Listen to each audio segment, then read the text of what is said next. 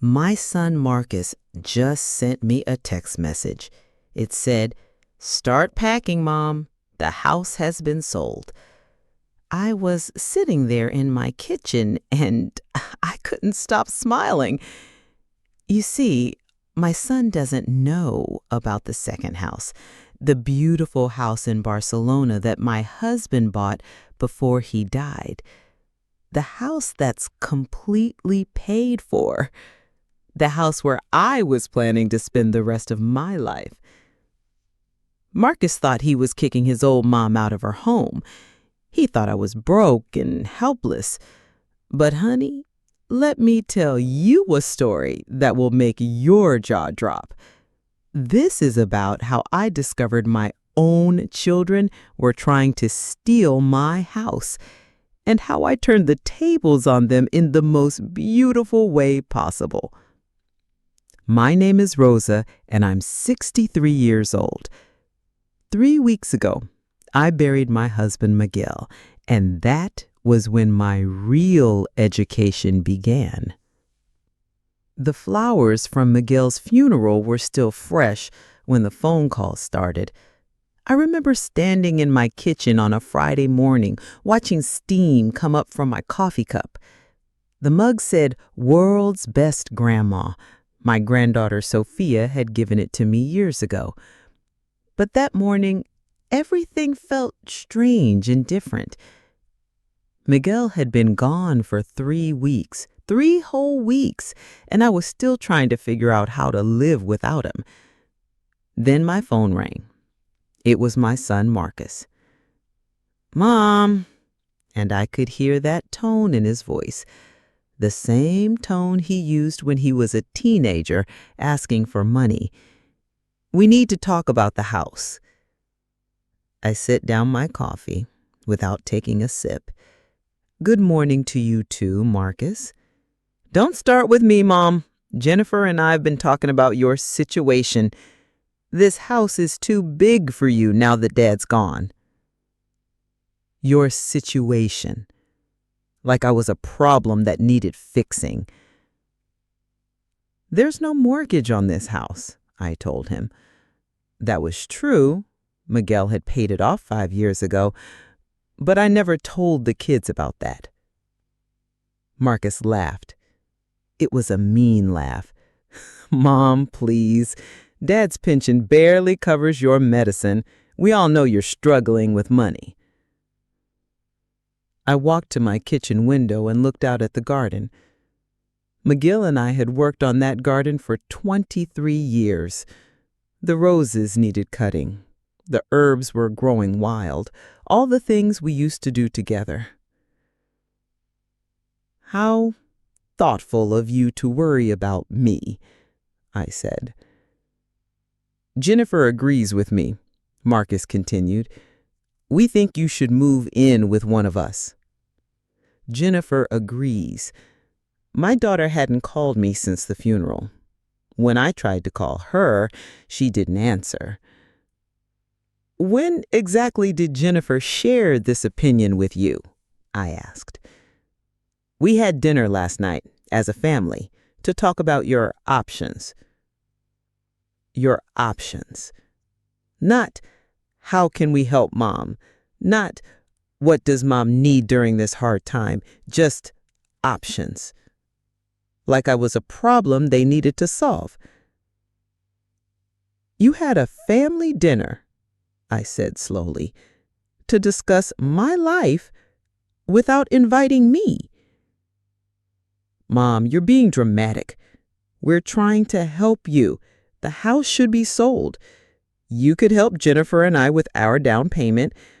We've been looking at that big house on Oak Street, and Jennifer could use help with Sophia's college money." Sophia, my granddaughter, the one who gave me the coffee mug. "This is a win-win situation." A win-win situation for everyone except me. "What did you tell your sister about my money?" I asked. "Just the truth. that Dad's pension isn't enough, that the house is too much for you, that you're probably struggling more than you want to admit. The truth. As if he knew anything real about my life, as if any of them had asked detailed questions about Miguel's money, his investments, and the inheritance from his mother that we had saved for years. I thought about the folder in Miguel's desk, the one I found when I was looking through his papers.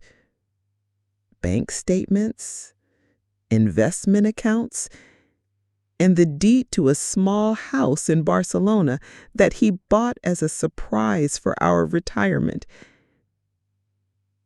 We can watch sunsets and drink wine without anyone asking us for money, he had said, showing me pictures just 6 months before his heart attack. I'll think about it, I said. Mom, we're not asking you to think about it. We're telling you what needs to happen. Jennifer found a buyer already. Her friend Tony works in real estate. He has a client who wants to buy your house. Cash offer, quick closing. You need to start packing. A month. They were giving me 1 month to pack up 30 years of marriage. 1 month to leave the home where we raised them, where we celebrated their birthdays and graduations. I said I need to think about it. Fine, but don't take too long. Good deals don't wait forever. He hung up. I stood in my kitchen, holding the phone, listening to the quiet. Outside, a dog was barking. A car door slammed. Life was going on like normal, while mine was falling apart. Before you continue watching, please hit that subscribe button and let me know in the comments where you're watching from. Your support means everything to me.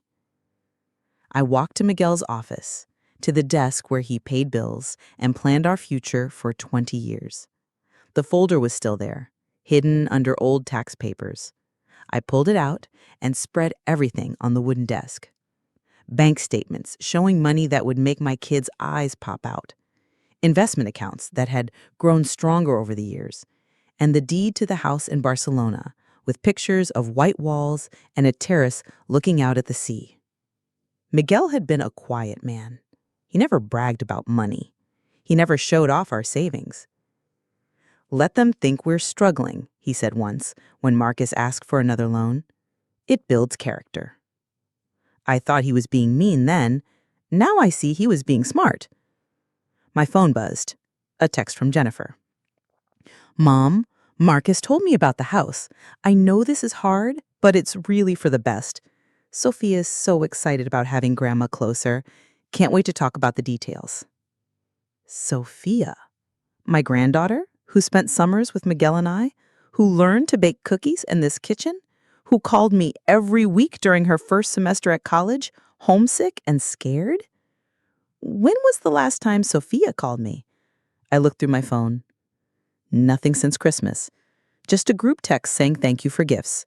No personal messages, no calls just to talk.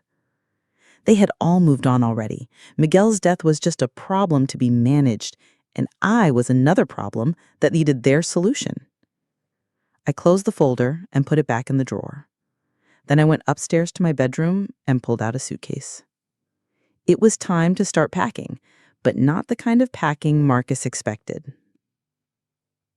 The law office smelled like leather and old books. It reminded me of Miguel's study, but felt much more powerful. I sat across from Catherine West, the lawyer Miguel had chosen years ago. She was a smart woman in her 50s, with gray hair and sharp eyes. "Mrs. Martinez, this is very unusual," Catherine said, spreading papers across her big wooden desk. "Your husband was very specific about these plans, but I never thought we'd need to use them." I smoothed my black dress and kept my voice steady. Miguel always said I didn't understand how selfish people could be. I think he was protecting me from a truth I wasn't ready to see. Catherine nodded. "The trust he set up gives you complete control over everything. Your children were never named as owners of the house. Only the life insurance money goes to them. Everything else, the house, the investments, the property in Spain, belongs only to you.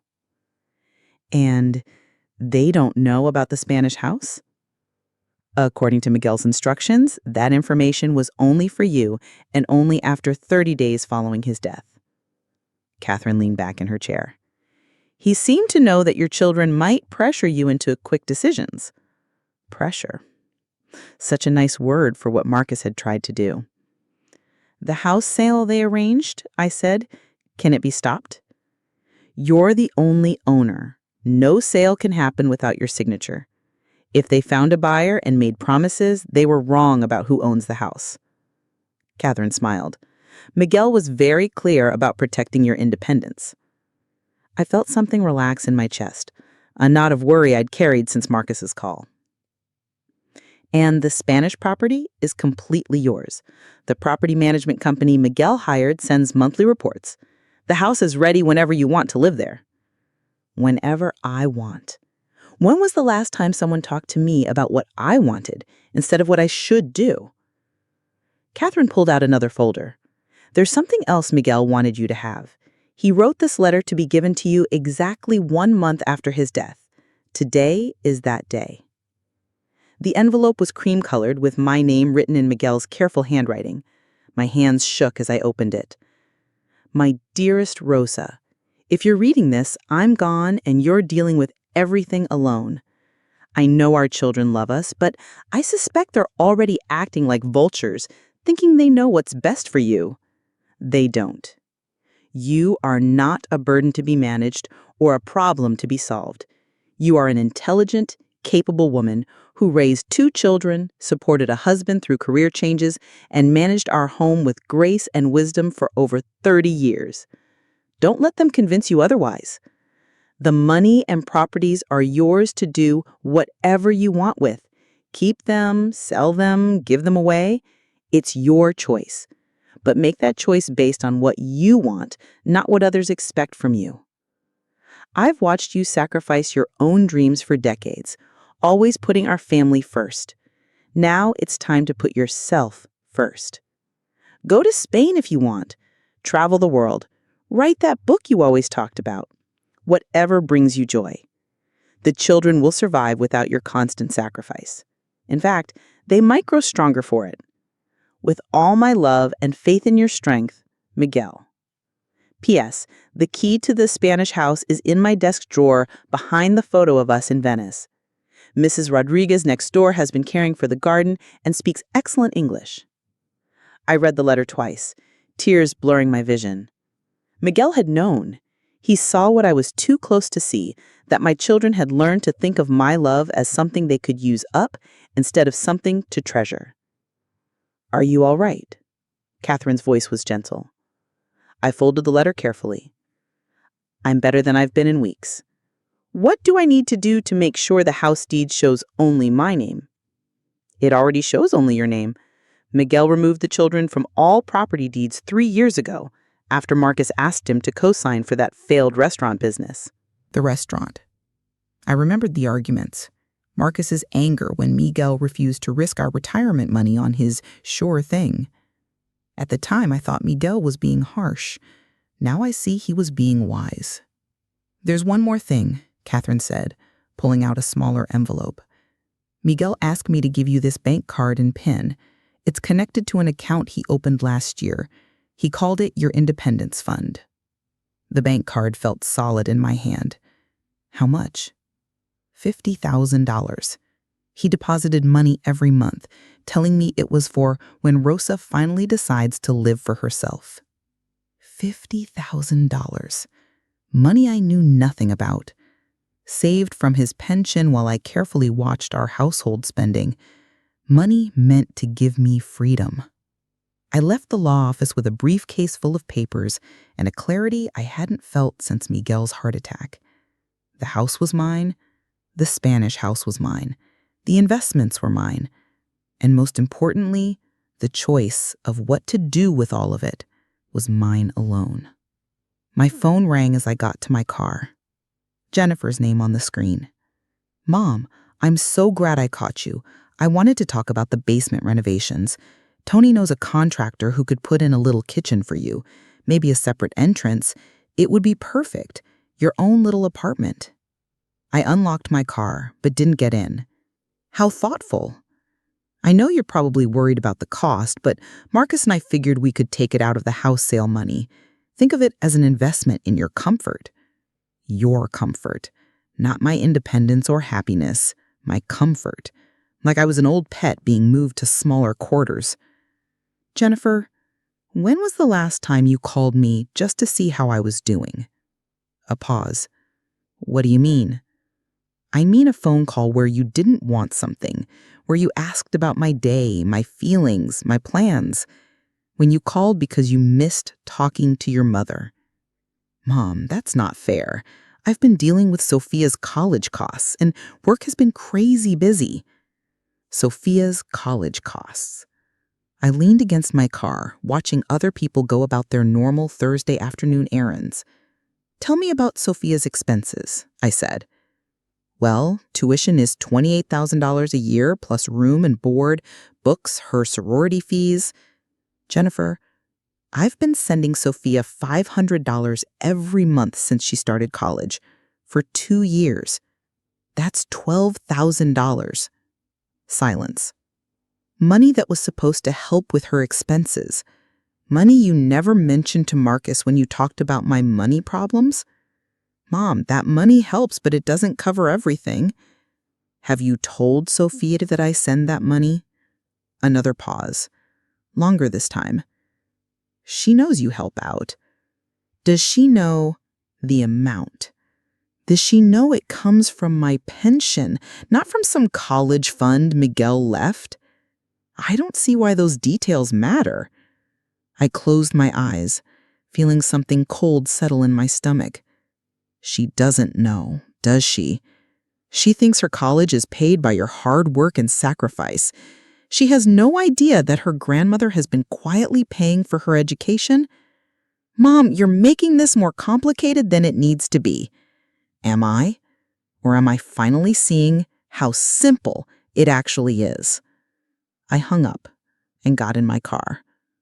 My hands were shaking, but not from grief this time, from anger. Clean, pure anger that felt like waking up from a long, confusing dream. The key to Spain. At home, I went straight to Miguel's desk and found the key exactly where he said it would be.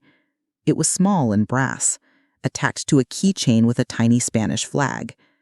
Behind it was a photo I'd forgotten about, Miguel and me in Venice on our 25th anniversary, both of us laughing at something the photographer said. I looked younger in the photo, but not because of fewer wrinkles or grayer hair. I looked younger because I looked truly happy, relaxed in a way I couldn't remember being in recent years. My phone buzzed with another text from Marcus. Mom, Tony needs an answer by tomorrow. His client is getting impatient. Don't mess this up for all of us. Don't mess this up for all of us. I deleted the message without responding and opened my laptop. It took me 20 minutes to find the property management company's website and another 10 minutes to write an email to Mrs. Rodriguez, the neighbor who'd been caring for the Spanish house. Dear Mrs. Rodriguez, my name is Rosa Martinez, and I am Miguel's widow. I believe you have been caring for our house on Carrera de las Flores. I am planning to visit Spain very soon and would like to stay in the house for a long time. Please let me know what needs to be done. Thank you for your kindness in taking care of the property during this difficult time. Sincerely, Rosa Martinez. I hit send before I could change my mind. Then I pulled out the suitcase and began to pack. But first, I went to Marcus's old bedroom and started filling boxes with his trophies, school papers, and the baseball glove Miguel bought him for his 10th birthday. Everything that mattered from his childhood, carefully wrapped and labeled. I was halfway through Jennifer's room when my phone rang. An international number. Mrs. Martinez? This is Pilar Rodriguez. I just got your email, and I am so sorry for your loss. Miguel talked about you often. Her English was accented but clear. her voice warm in a way that made my chest tight with unexpected emotion. "Thank you, Mrs. Rodriguez. I hope it's not too much trouble, but I'm thinking about coming to Spain very soon." "Oh, no trouble at all. The house is ready. I check on it every week and the garden is beautiful. Miguel would be so happy to know you were coming. When were you thinking of arriving?" I looked around Jennifer's childhood bedroom, at the boxes of memories I was packing for children who saw me as an obstacle to their inheritance. "Next week," I said. "I'd like to come next week." The moving truck arrived at 7 in the morning, just as Marcus's car pulled into my driveway. I watched from my bedroom window as my son got out, his face already showing that look of barely controlled anger I'd learned to hate. He was wearing his serious business suit and carrying a thick folder of what I assumed were house sale papers. Perfect timing. The movers were professional men who arrived exactly when promised. I'd hired them to pick up the carefully packed boxes from Marcus and Jennifer's old rooms, along with furniture they'd claimed to want someday. Miguel's leather chair, the antique dining set from my mother, the piano Jennifer had begged for as a child and quit after 6 months. "Ma'am, where do you want these boxes delivered?" The lead mover, a kind man named Rodriguez, a coincidence that felt like Miguel's gentle humor, looked at his clipboard. "The first set goes to 247 Oak Street," I said, giving him Marcus's address. "The second set to 892 Pine Avenue. Ring the doorbell and tell them these are gifts from Rosa Martinez, memories they'll want to keep safe." Rodriguez nodded professionally, but I caught the slight smile on his face. 20 years in the moving business probably meant he'd seen his share of family drama. Marcus's sharp knock interrupted my instructions. I opened the door wearing the red dress Miguel always said brought out my eyes, my hair freshly styled, looking nothing like the grieving widow he expected to manipulate. "Mom, what the hell is going on? Why is there a moving truck in your driveway?" "Good morning, Marcus. I'm having some things moved." He pushed past me into the hallway, his eyes scanning the boxes labeled with his name. "These are my things, my childhood things. Why are you packing up my stuff?" "I thought you'd want them. Memories are precious, don't you think?" His face turned red, starting at his collar and creeping upward, the same look he'd gotten as a teenager when caught in lies. "Mom, we need to talk. Tony's client is ready to make an offer. We need your signature today." I closed the door and leaned against it, watching him pace my hallway like a caged animal. "Marcus, sit down." "I don't want to sit down. I want to know why you're acting so weird. First, you don't return my calls for 3 days. Now there's a moving truck." "Sit down." Something in my voice stopped him. He sat on the bottom step of the staircase, the manila folder clutched in his hands like a shield. "Where exactly did you tell Tony's client the money from this house sale would go?" "What do you mean?" "I mean, did you tell them the money would be split between you and Jennifer? Did you calculate how much you'd each get after paying off this mysterious mortgage you're so worried about?" Marcus's jaw tightened. "Mom, you're not thinking clearly. Grief can cloud judgment." "My judgment is perfectly clear. Clearer than it's been in years." I walked to Miguel's chair, the one the movers would soon carry to Marcus's house, whether he wanted it or not. "Let me ask you something else. When you had dinner with Jennifer to discuss my situation, did either of you ask how I was handling Miguel's death emotionally?" "Of course we care about. Did you ask if I was sleeping, eating, if I needed someone to talk to or just needed company? Did you ask what I might want to do with my life now that I'm alone for the first time in 30 years? He stared at me, the folder crinkling in his grip. "Or did you spend the entire dinner calculating how much money you could get from your father's death?" "That's not fair." "Isn't it?" I pulled out my phone and opened the calculator app. Let's see. If you sold my house for the amount Tony quoted, $350,000, and split it between you and Jennifer after imaginary closing costs, you'd each get about $160,000. Am I close?" The color drained from his face. "That's what I thought." "Marcus, do you know what your father's actual pension pays me monthly?"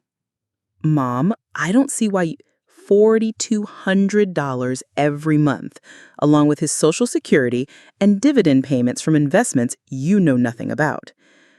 I let the numbers sink in. "Tell me again how I can't afford to keep this house." Marcus stood up suddenly, the folder falling to the floor. "You lied to us." "I never lied. You assumed, and I didn't correct your assumptions. There's a difference. You let us think you were struggling. You wanted to think I was struggling. It made it easier to justify treating me like a problem to be solved instead of a person to be supported." The moving truck's engine rumbled outside. Through the window, I could see the men loading Miguel's chair into the back. "Mom, if you don't need the money, then why?"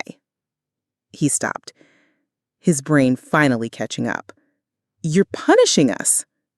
"I'm giving you exactly what you asked for." "That's not what we asked for." "Isn't it? You asked me to move out of my house. I'm moving. You wanted my belongings distributed so they wouldn't be a burden. I'm distributing them." I picked up the folder he dropped, glancing at the sale documents with Tony's agency letterhead. "You wanted to handle my affairs for me, but Marcus, the problem is, these aren't your affairs to handle." He grabbed for the folder, but I held it away from him. "Mom, be reasonable. We can work this out. Maybe you don't have to move to Jennifer's. We could find you a nice apartment, something more manageable." More manageable? For whom? The question hung between us like a blade. Marcus's mouth opened and closed, searching for words that wouldn't make things worse. My phone rang. Jennifer's name flashed on the screen. "Answer it," I said. "Put it on speaker." Marcus shook his head, but I answered anyway and turned on the speaker. "Mom, what is this craziness? There's a moving truck at my house and 2 men are trying to deliver a piano I don't have room for." "Hello, Jennifer. The piano you begged for when you were 8. I thought you'd want it back." "I don't want it back. I have no room for a piano. And Marcus called me about some crazy idea that you're not selling the house. The house isn't being sold." Silence on the other end of the line. "What do you mean it's not being sold?" "I mean exactly that. This is my house. Miguel left it to me. I'm not selling it." "But Marcus said you couldn't afford." "Marcus was wrong about many things." Another silence, longer this time. When Jennifer spoke again, her voice had that sharp edge I remembered from her teenage years. "Mom, I don't know what game you think you're playing, but people are counting on this sale. I've already talked to Sophia about having a bedroom at my house when you move in." Sophia. I looked at Marcus, whose face had gone pale. "Tell me about Sophia, Jennifer." "What about her?" "When was the last time she called me?" "I don't keep track of Sophia's phone calls." "The last time she called me was December 15th, Christmas break. She wanted money for a spring break trip." I walked to the window, watching the movers secure Miguel's chair. She didn't ask how I was doing, didn't mention missing her grandfather, just needed money. Mom, Sophia's a college student. They're self-centered at that age. Is she? Or has she learned from watching her mother that grandmothers exist to provide money without expecting emotional connection in return? That's not... You're twisting everything. Am I?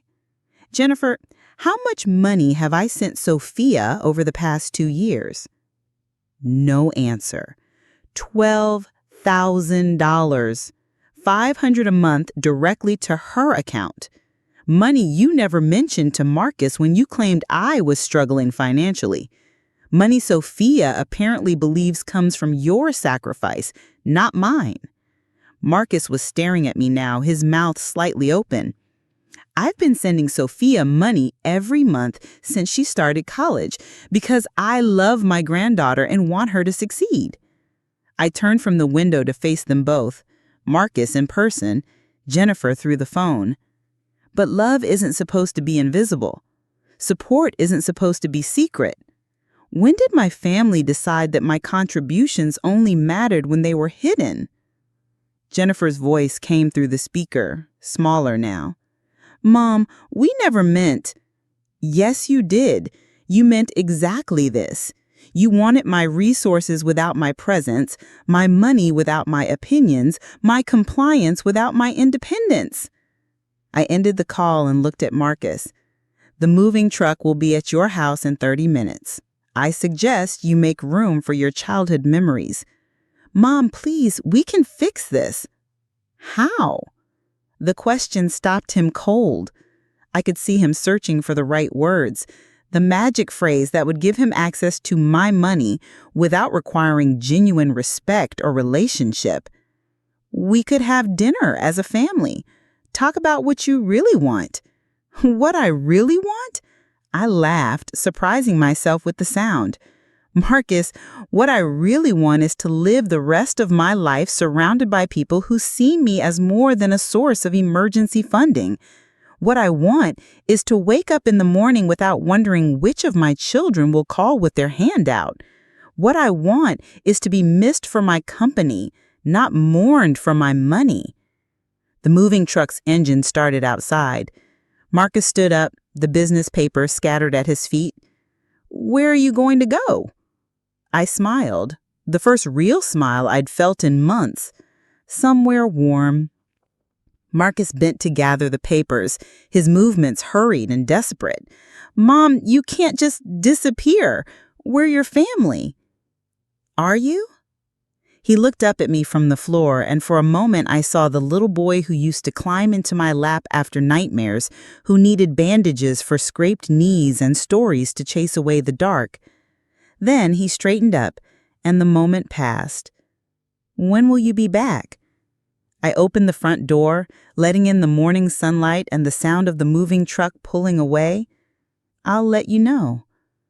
The flight to Madrid was 13 hours of pure clarity. I sat in the window seat Miguel always preferred, watching the Atlantic Ocean spread beneath us like a vast promise.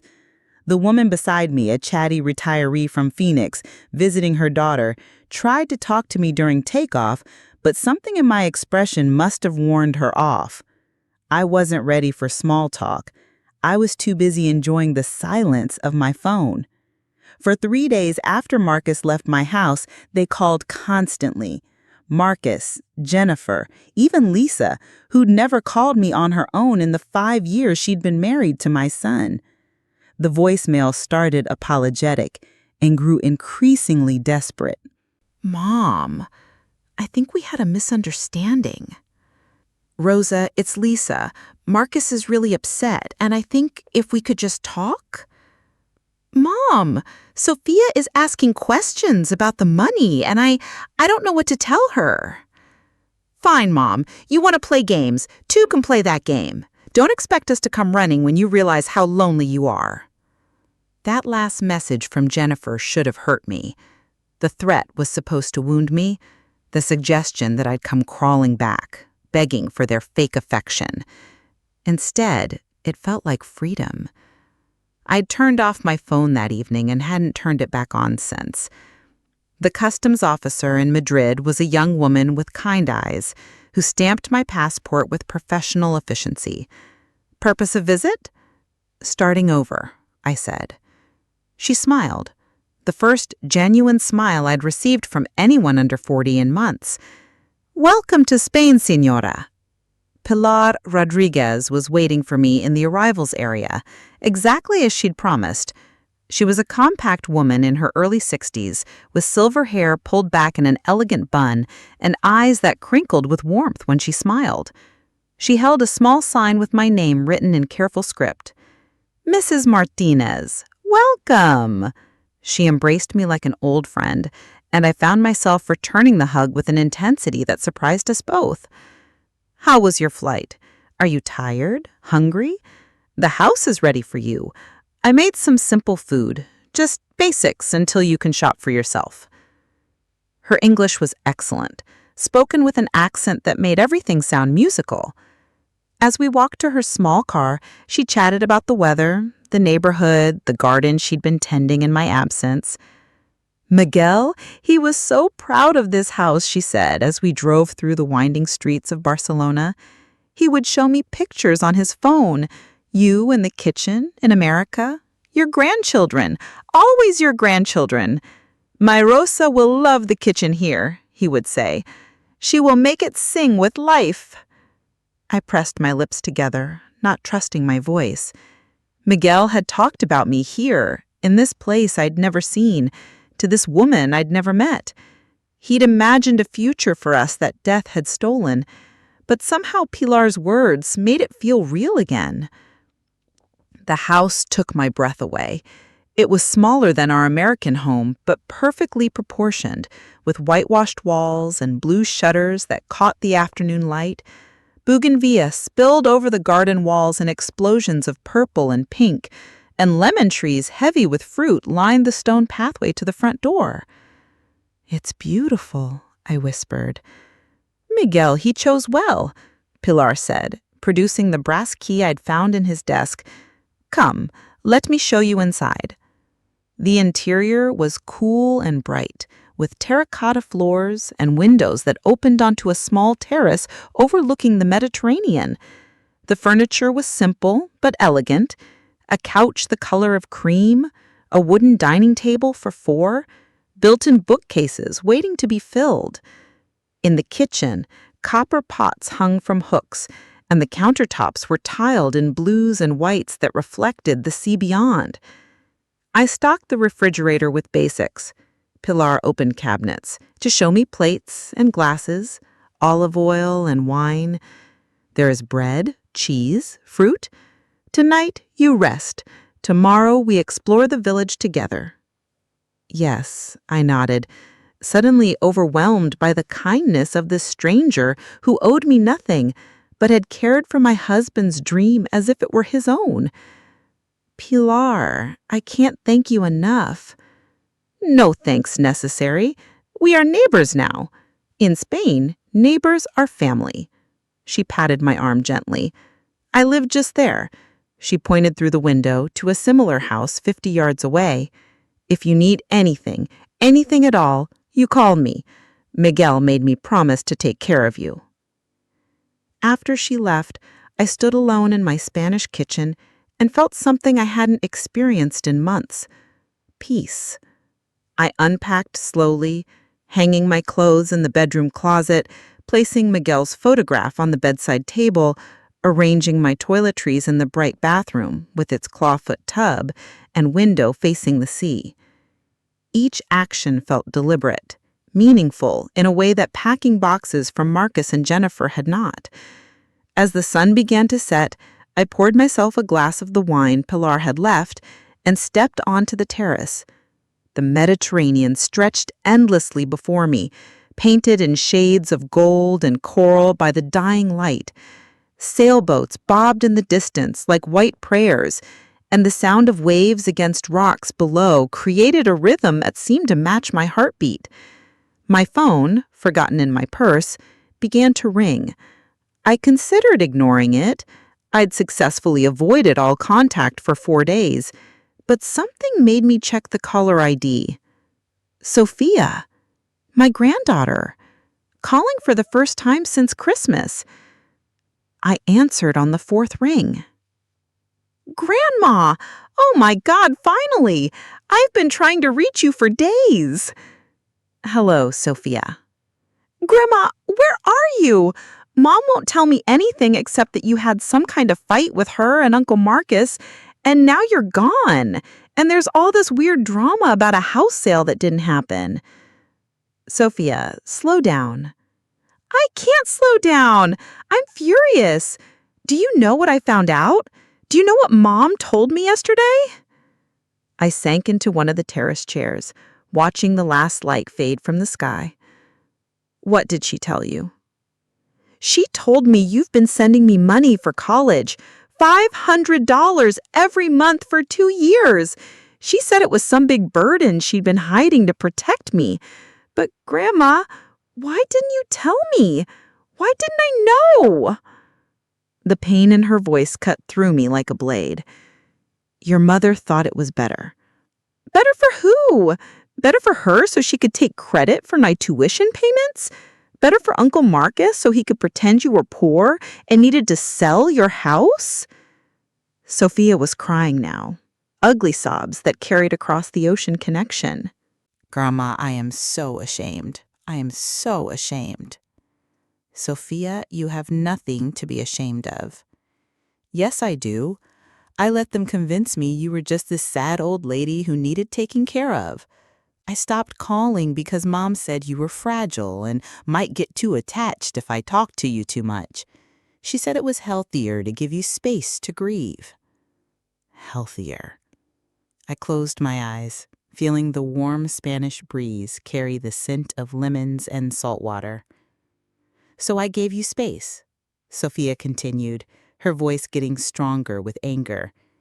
And meanwhile, you were paying my sorority dues and my textbook costs and probably my spring break trip. And I never even thanked you. I never even asked how you were doing without Grandpa. Sophia. And now they're telling everyone you've had some kind of breakdown and disappeared. But Grandma, you haven't had a breakdown, have you? You've just finally had enough of their bull. The unexpected curse word made me smile despite everything. Language, Sophia. Sorry, but am I right? I looked out at the darkening sea, at the lights beginning to twinkle in the village below. Yes, you're right. Where are you? Spain? Spain? I heard the shift in her voice, surprise replacing anger. Like the country Spain? Your grandfather bought a house here for our retirement. I'm sitting on the terrace right now, looking at the Mediterranean. A long pause, then quietly. Is it beautiful? It's the most beautiful place I've ever seen. Grandma, I need to tell you something. I need to apologize. You don't need to apologize for anything, sweetheart.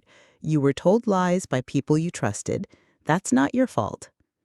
But I should have known. I should have called you more, should have asked questions. Sophia, listen to me. I stood up, pacing the small terrace as the first stars appeared overhead. You're 20 years old. Your job right now is to study and grow and figure out who you want to become. It's not your job to manage family finances or decode adult manipulations. But I want to do better. I want to be better. Then be better. Call me because you miss me, not because you need something. Visit me because you enjoy my company, not because you're obligated. Love me because I'm your grandmother, not because I pay your bills. Another pause. Can I visit you in Spain? The question caught me off guard. Sophia, I don't know how long I'll be here. I don't care. I have spring break in 3 weeks. I can change my plans, cancel that stupid Cancun trip that you probably paid for anyway, and come see you instead. I want to meet this grandfather's dream house. I want to sit on that terrace and hear about your new life. Your new life. The phrase sent warmth through my chest. What would your mother say? I don't care what my mother says. Actually, that's not true. I care, but I'm not going to let what she says control my choices anymore.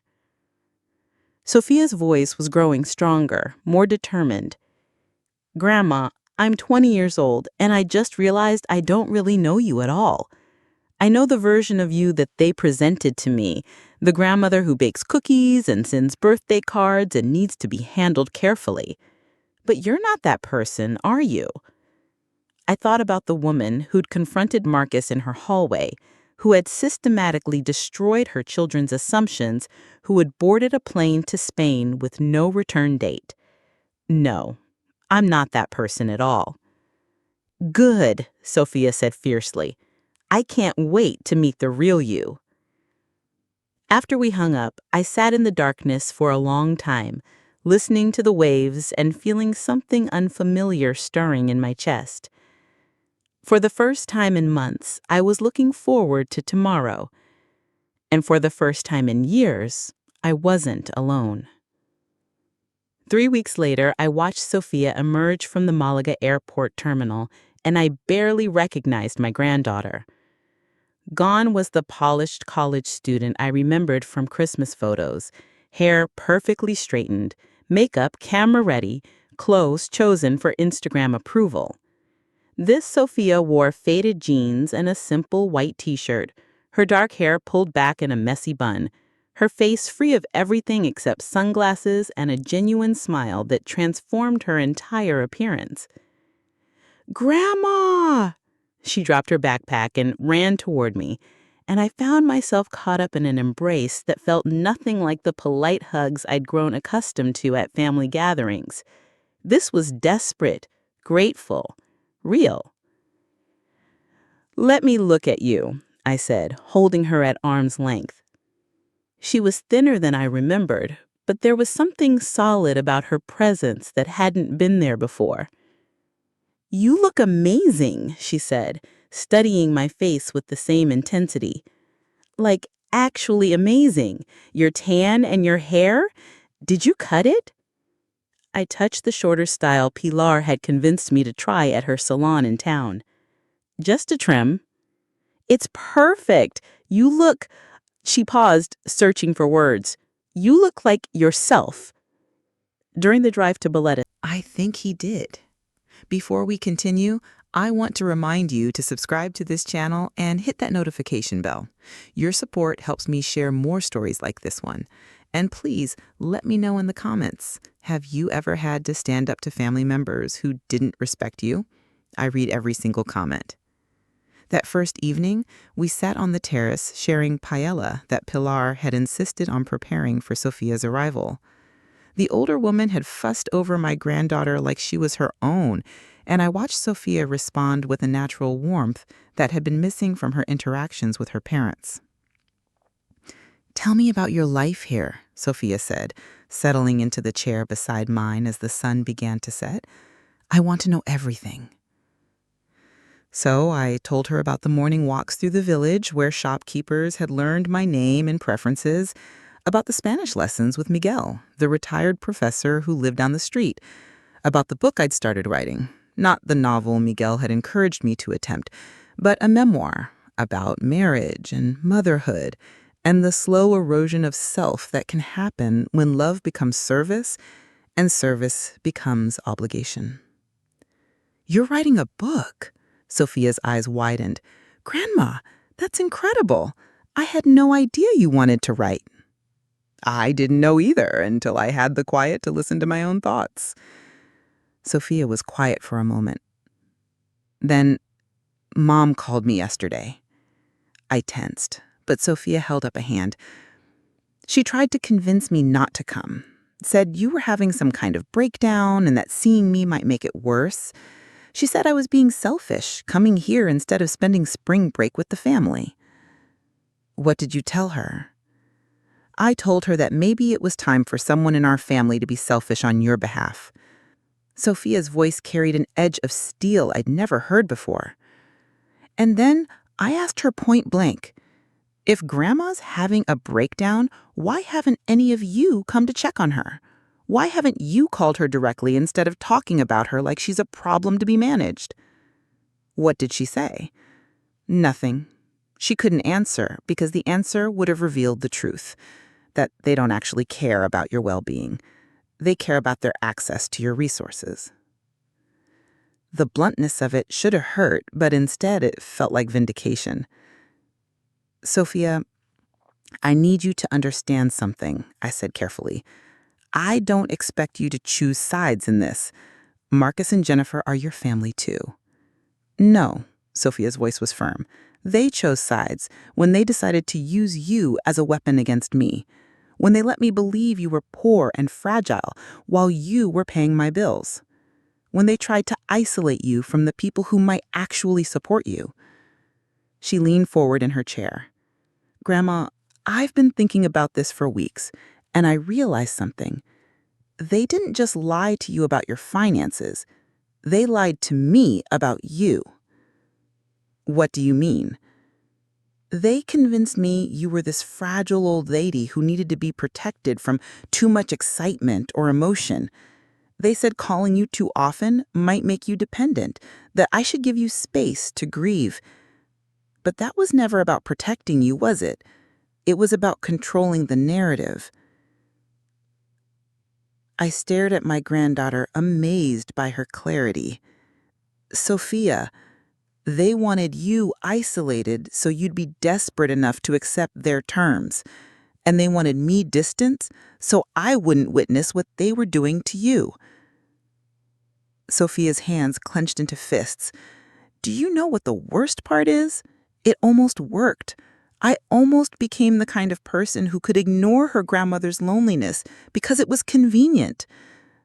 But you didn't become that person. Only because you forced the truth into the open.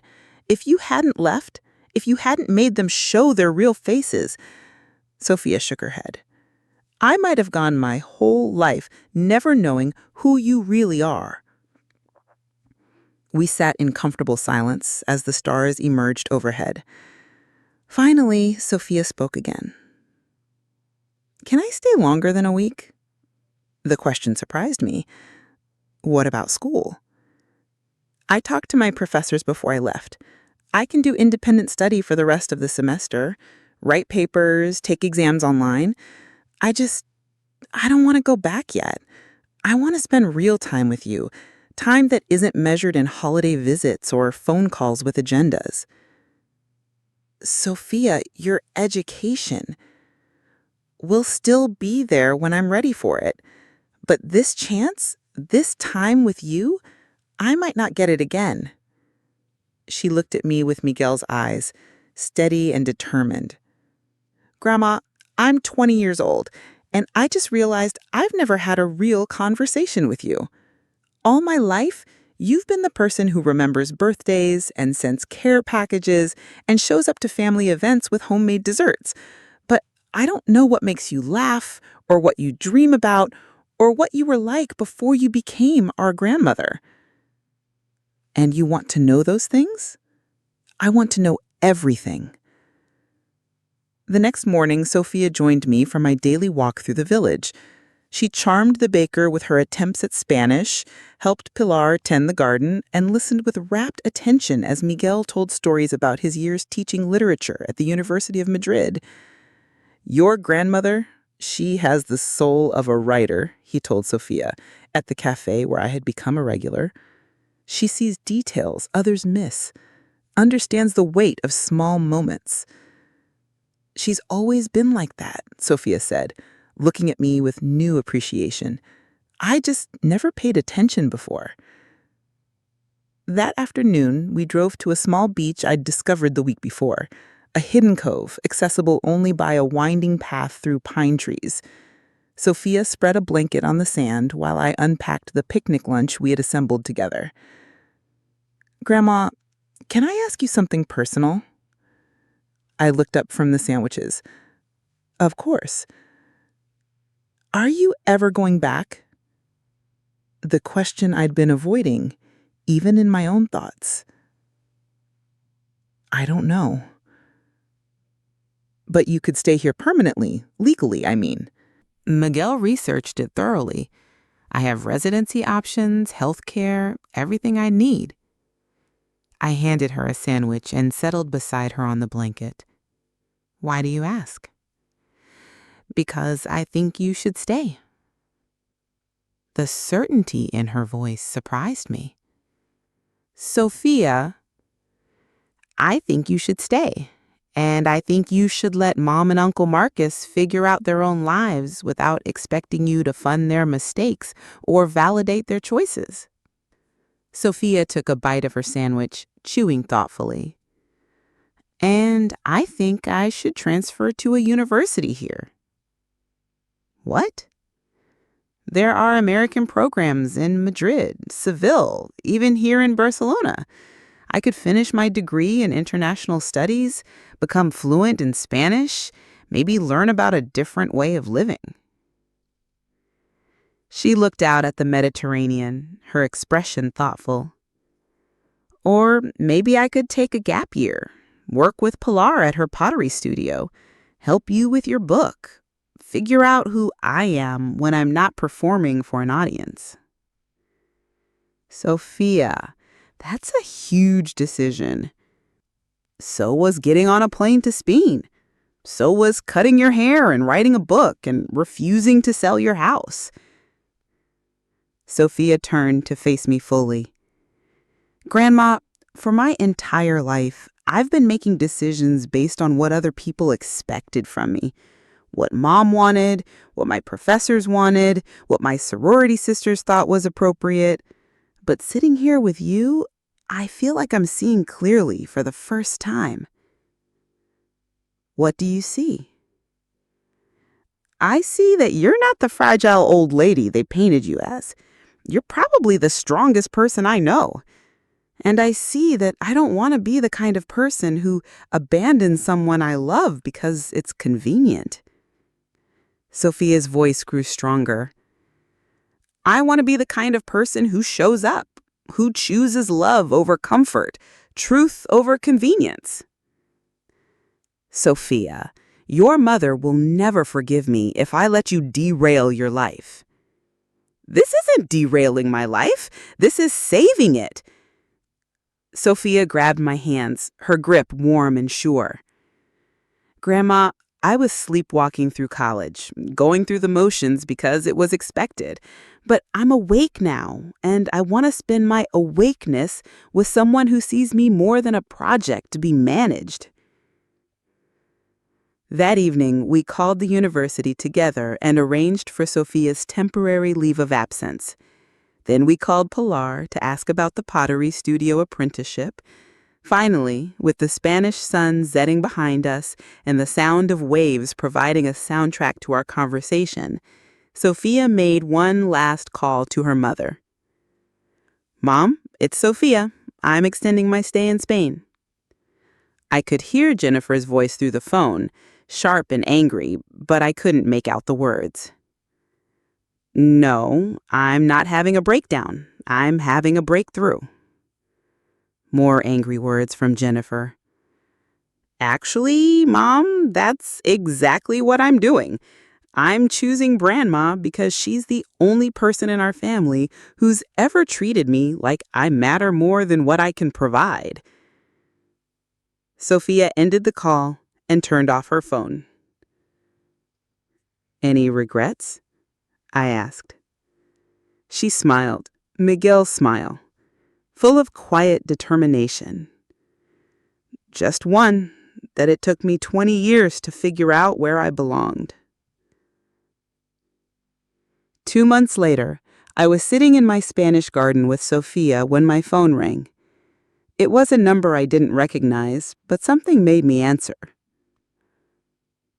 Mrs. Martinez? This is Tony Castellanos from Castellanos Real Estate. Yes? I'm calling because there seems to be some confusion about the property at 1247 Elm Street. Your son, Marcus, has been telling my client that the sale is moving forward, but I haven't received any signed documents from you. I looked at Sophia, who was listening with raised eyebrows. That's because I never agreed to sell my house, Mr. Castellanos. A long pause. Ma'am, your son has been telling us for months that you were eager to sell. He said you were moving to Barcelona permanently and needed the money quickly. I am living in Barcelona, but I own this house free and clear. I never needed money, and I never agreed to any sale. But he's been showing the house to clients. He said he had power of attorney? My blood went cold. He said what? Power of attorney. Legal authority to sell on your behalf. Mrs. Martinez, are you telling me Marcus doesn't have permission to sell your house? Sophia was making frantic gestures, pointing to herself and then to the phone. I put it on speaker. Mr. Castellanos, I never gave my son power of attorney for anything. If he's been showing my house and promising sales, he's been doing it without my knowledge or permission. Oh my God. Tony's voice was barely a whisper. Mrs. Martinez, I think your son may have been trying to commit real estate fraud. Sophia's eyes went wide. What exactly has he been telling you? He said you were in Spain, that you were having memory problems and had asked him to handle your affairs. He showed us documents that looked official. Memory problems. They were telling people I had dementia. Mr. Castellanos, my memory is perfect. I moved to Spain because I wanted to, not because I had to, and I never, ever gave Marcus permission to sell my house. Mrs. Martinez, I think you need to call the police. After I hung up, Sophia and I sat in stunned silence. Grandma, Sophia said slowly, they were trying to steal your house. It looks that way. And they were telling people you had Alzheimer's or something to justify it? The cruelty of it was breathtaking. Not only were they trying to steal from me, but they were destroying my reputation to do it. What are you going to do? I thought about Miguel, about what he would have said. Then I smiled. I'm going to let them dig their own graves a little deeper. If you're enjoying the story, please take a second to like this video and subscribe to the channel. And let me know in the comments, what would you do in this situation? That night, I called Catherine, my lawyer, and told her everything Tony had said. Rosa, this is serious. If Marcus has been forging documents and claiming power of attorney, that's multiple felonies. What should I do? Well, you could press charges immediately, but if you want to catch him in the act, we could set a trap. What kind of trap? We could arrange for you to accidentally call Tony when Marcus is there showing the house. Let Marcus incriminate himself. I thought about it. Part of me wanted to protect my son, even after everything. But then I remembered Sophia and how they'd used her and how they told people I was losing my mind. Let's do it. The next day, Catherine coordinated with Tony to set up a fake showing. Tony would tell Marcus that a buyer was very interested and wanted to make an immediate cash offer, but needed to see the house one more time. At exactly 2 p.m. Spanish time, I called the house phone, the landline that Miguel had insisted on keeping. Marcus answered on the third ring. Hello? Marcus, it's your mother. I could hear panic in his voice. Mom, where are you calling from? From Spain, dear. I wanted to check on the house. How is everything? Everything's fine, Mom. Just fine. I could hear voices in the background. Marcus must be there with his clients. Marcus, is someone there with you? No, nobody's here. I was just checking on things. That's so thoughtful of you. Although I'm confused about something. I got a call from a real estate agent named Tony Castellanos. He said you've been showing my house to buyers. The silence stretched for so long I thought the call had dropped. Marcus, are you there? Mom, I can explain. Explain what? Explain why you've been telling people I have memory problems? Explain why you've been forging legal documents? I could hear Tony's voice in the background. Sir, is that your mother on the phone? The one you said couldn't make her own decisions? Marcus, I said, my voice deadly calm, put me on speakerphone now. Mom, please. Put me on speakerphone now. I heard the click, then Tony's voice came through clearly. Mrs. Martinez, this is Tony Castellanos. Hello, Mr. Castellanos. I understand you're in my house with some clients. Yes, ma'am. Although I have to say I'm very confused. Your son told you were unable to handle your own affairs. Mr. Castellanos, I am 63 years old and perfect health, living independently in Spain and managing my own finances just fine. I never gave my son permission to sell my house, show my house, or represent me in any way. Dead silence. Then a woman's voice. Tony, if she never agreed to sell, then what are we doing here? That's an excellent question, I said. Marcus, would you like to answer that? Mom, you don't understand.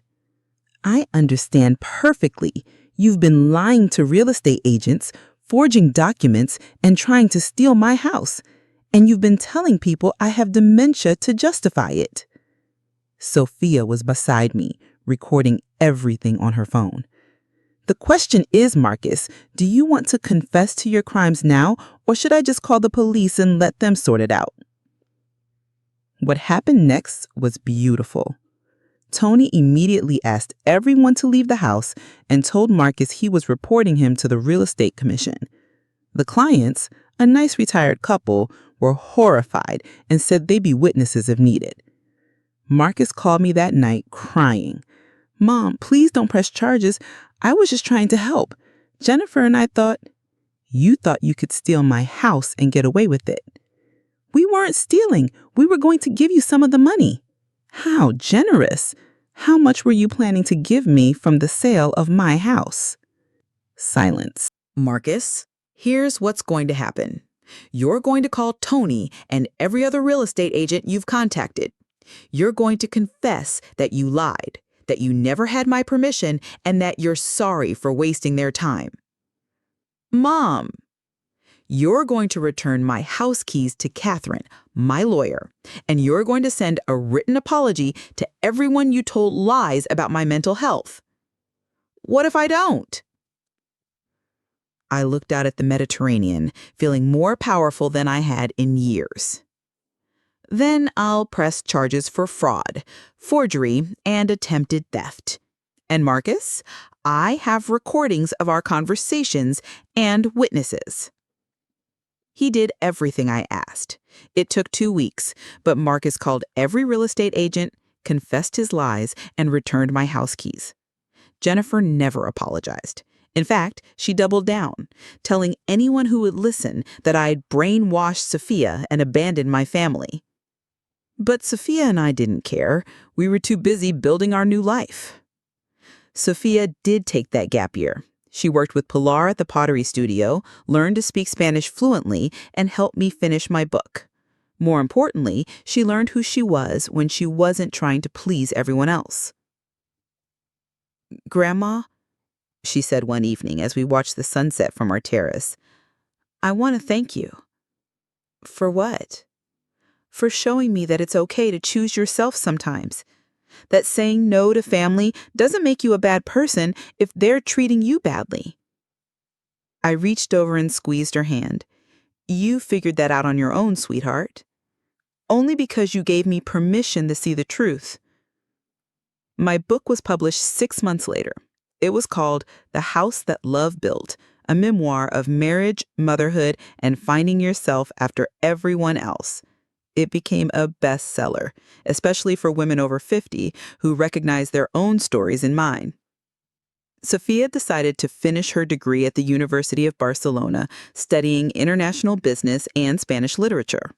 She visits me every weekend, but now it's because she wants to, not because she has to.